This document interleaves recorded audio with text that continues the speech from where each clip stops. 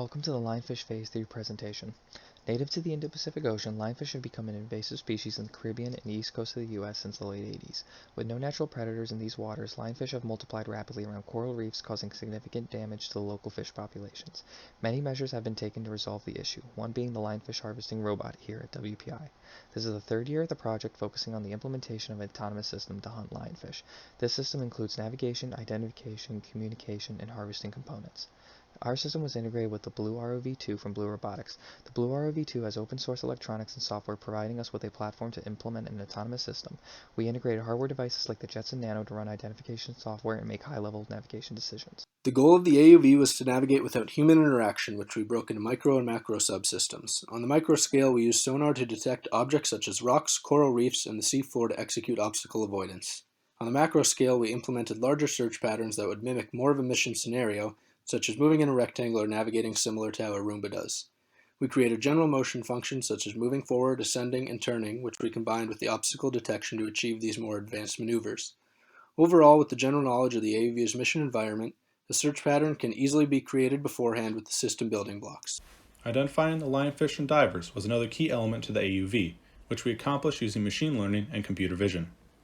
We collected and labeled over 17,000 images, including 14,000 instances of lionfish and 5,000 instances of divers. After the data was collected and labeled, we trained 3 different single-shot detection pre-trained TensorFlow models for comparison. Lastly, we compared the speed and recall of the models and found MobileNet v2 to have the fastest speed and highest recall as seen in the chart.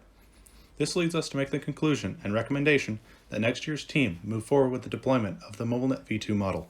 The harvesting mechanism, or spin spear as we called it, consists of a pneumatic cylinder-powered spear that rides in a carriage supported by linear slides on a gantry mechanism to flip the spear. This process makes it possible to spear a fish in front of the robot and then flip it over and insert it into a storage unit behind the gantry, and do this all with a single DC motor. The flipping itself is done by a specialized rack and pinion setup that first flips the spear and is then captured to continue sliding backwards in a linear motion. At the back of the robot is the lionfish containment unit with a one-way valve for fish. Once the fish is stored, the carriage can return to its firing position, ready for the next fish. The support boat and AUV need communication for safety purposes. Having the ability to disarm and recall the AUV to home is imperative in maintaining the safety of the surrounding waters the AUV will operate in. The team chose to implement an underwater acoustic communication system involving piezoelectric transducers and a unique packet structure and protocol. Taking advantage of common communication protocol features such as cyclical redundancy correction and acknowledgement messages. Our communication system will process received messages and pass along information to the rest of the node. Thank you for watching. Please let us know if you have any questions.